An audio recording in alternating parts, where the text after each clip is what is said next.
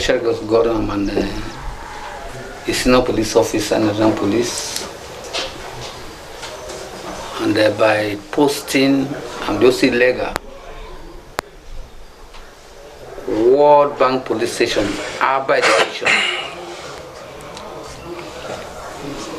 Felix Udoka Bade. I am the 5th child of Pa Henry, late Pa Henry Okoduga Bade. I am a businessman, electrical engineer by profession. I'm happily married with 2 children, based in Nasaba. I think that's all for now. It's Chief Jude Kanyinebi Badi, the 7th child of our great father, late Pa Henry Okoduga Badi. I'm an accountant by training, and I'm a businessman. I own a company by the grace of God named Judora Integrated Services Limited. We're based in Port Harcourt. I also have a farm called the Linic Limited.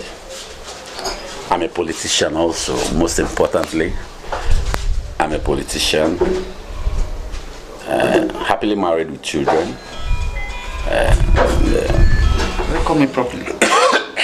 117 boys, the grandchildren, if you count it, there are 37. Only 2 out of that are politicians.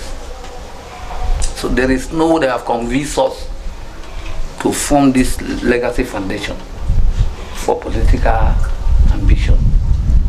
He says some born out of us because of the life my father lived.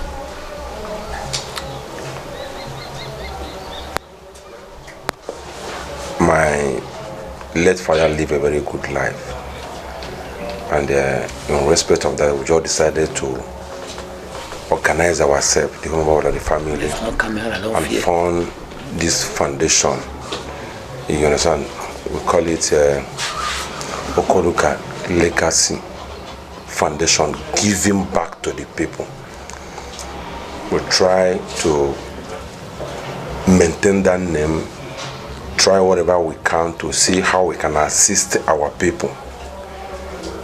You know, we bought up to like 7 Okada, you know, do so many things to make sure that the least privileged in this town of Idumujuno are empowered, you know, through different kind of means like machine, cassava grinding machine, and the tomato grinding machine. So this is what the family has decided to do as a one big happy family, to see how we can assist our people. We just finished, and we have intention of doing it every year. So that is all I can say for now. Thank you. I may be passionate about it, and you can excuse me about it. Okoduga is my father. He was a great man, a very great man. It was a very rare privilege that I was close to him. I loved him so much. I'm trying to control my emotion. I don't want to sound emotional. I loved him so much. He was everything to me. He meant the whole world to me. I've been asking God for grace since he died. It will be 1 year tomorrow that he left us. So painfully. And he left us very unprepared. I know my father, if he knew he was going to die, it pained me that he left with a lot of informations. He left with a lot of things I know he would have told us, especially me, you know, because he died. Do I say in my custody? Yes, he came to my house when he was sick. We took him to the hospital, and when he knew he was going to die, it was late. At that point, he was not talking. You know, gesticulations. I don't remember about those issues, but he was a great man. And in his lifetime, he was a very selfless man, a great philanthropist, if you must know, who lived his life for his people. You know, if you were here earlier, like my elder brother said, you know, I have an address which I may avail you much later My father most times goes out of his comfort to put a smile in people's face. He's an epitome of wisdom. The old and the young come for him for advice and for solutions to the problem.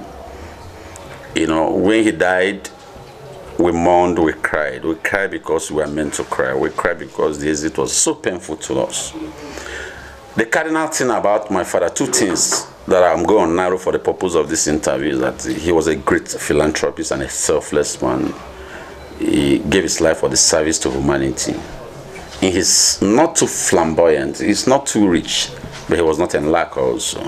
He's just an average man who has all it takes to fend for his children, a large family for that matter, but we never lacked. I met him as a car owner, and he died as a car owner. So you can imagine a man that was living in the village, and 5 decades ago that I was born, he was a car owner, and at 83 years also, he died as a car owner, raised all his children. No one died before him. So he indeed was a great man. So when he died, two things. One is that selflessness. The second thing is that it's not common. We are a polygamous home.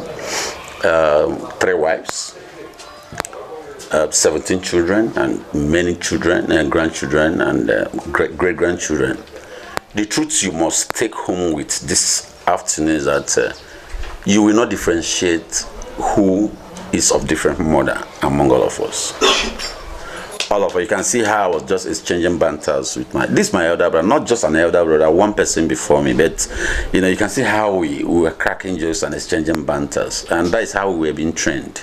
We eat in the same plate. My father made sure that if I had stayed in that my village, that our house for 20 years, my mother cooked for me equally among the other wives.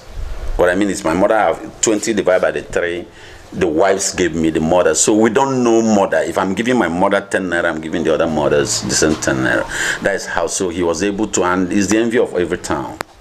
I doubt, I'm able to say that there are not many that have such quality in the local government, if not in the whole world. And we are both to say that, so those are the two things we say we're going to keep as a legacy. We're going to sustain the legacy of his selflessness to the society, and we're also going to sustain the legacy of unity. We made it as a promise to him that we will never divide a house. He lived for 83 years uniting us. He has imbibed that culture in us, and we're going to forever be united. And we're going to also pass it to our own children. You understand? If you see cousins or nephews staying among themselves, they even have a WhatsApp group. So the unity is extending more. So going back to the Okoduga Legacy Foundation, when he died, we came together and we said, what do we do to keep this legacy alive? What do we do to sustain this selfless and philanthropic disposition of our father? And the only way we can do it is to give back to the society that was privileged to have such a great icon. He indeed was a great man. So we came together and said, okay, fine, we are going to set up a foundation for him. 3 cardinal points of that foundation is give to the poor in terms of empowerment, help the sick. There are some indigents who are sick and are not able to access good medical care. This foundation will come to their aid and help them in our little way. And thirdly, also is in form of scholarship. Education is key. The world is revolving. The world is going global and sophisticated, and the ones that are not educated cannot match the quest and the pace. And so we know the importance. If we can give it to our children, we can also help in one little way or the other to give it to the society. So these are the 3 major cardinal points and focus of the foundation. We came back and said, okay, let's try and start doing. And we're going to sustain it by the grace of God. It's an NGO fully registered, and we also try not to be so selfish about it. The board of trustees is for now it's about 4 of us. We are 4 in number. He is there, I'm here, and my elder brother is there. Then there's one chief from our town they call Chief Brian Odiako Sadi Mwadialofi, who resides in Atlanta, Georgia. Is also a director, is trustee. So to make it know that it's all about us. It's not only about the Okoduga people. It's all about the society. For now, the one we did today is purely sponsored by the family. When you start something, people are naturally skeptical. the world is fraudulent also. They will say, you know, so you need to sustain the tempo and also act by yourself and let people know that, yes, this is real.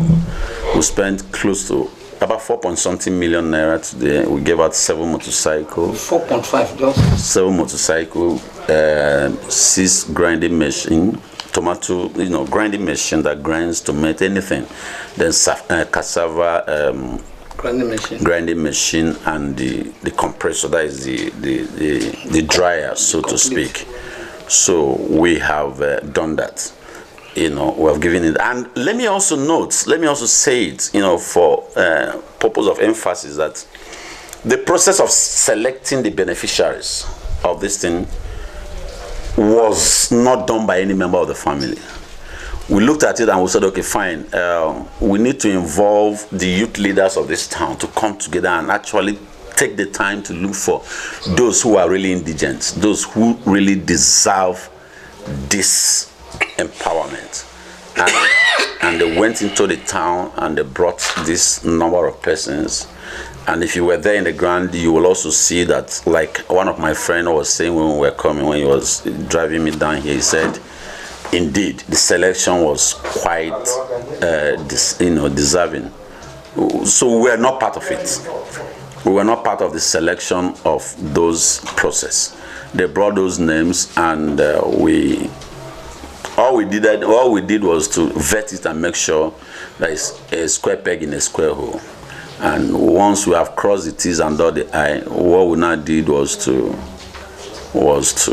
give them.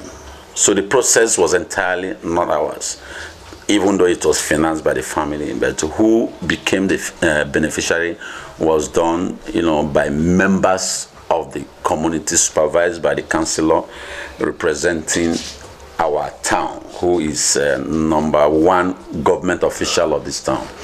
He supervised the process, and he's a man of credible character and pedigree. His judgment is seen to be fair and sound. You know, so when we dotted the I's and crossed the T, that was what metamorphosed into today's program.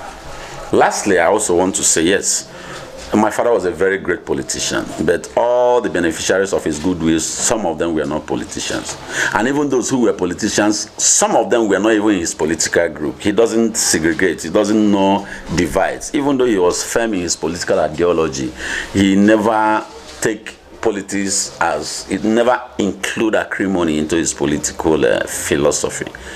Yeah, so we decided and we made sure that this selection and this foundation is purely non-political.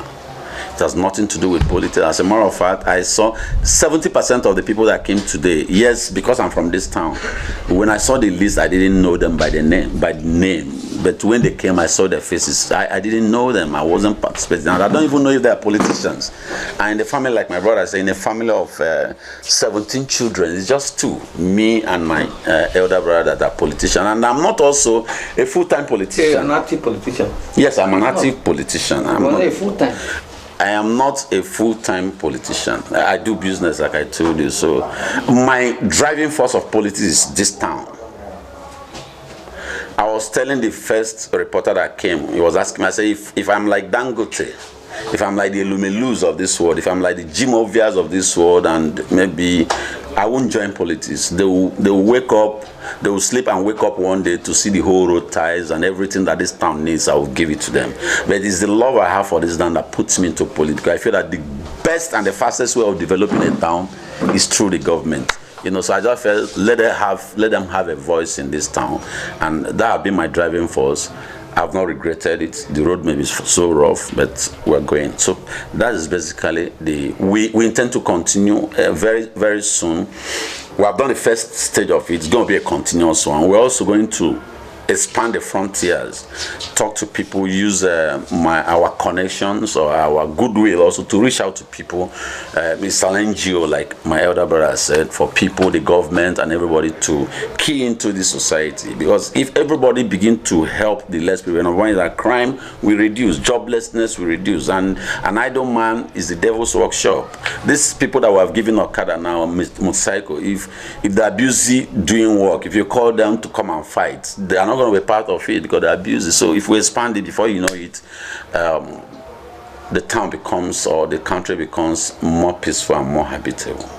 So we are going to enjoin people to join in this noble idea. We're going to expand our frontiers, both locally, nationally, and internationally. I'm going to personally use the little goodwill and connection that I have to make it. So Okoduga Legacy Foundation has come to stay, and we're growing heights. And we give out another 6 grinding machine for tomatoes and tomato grinding machine. So it's a total of 19 persons. We also gave scholarship to 3 persons, who are in polytechnics. That is 3 persons. So total of 22 persons benefited from it today. We also have planned to go to our school, my alumni, my alma mater, where I came from, the secondary school that I attended, to want to see how we can register some persons to, in the NECO and WAEC, some students that we know that are indigent also, whose parents may not be able to pay their school fees. We're in the process of identifying them and also try to pay their school fees. So today is a total of 22 persons that benefited.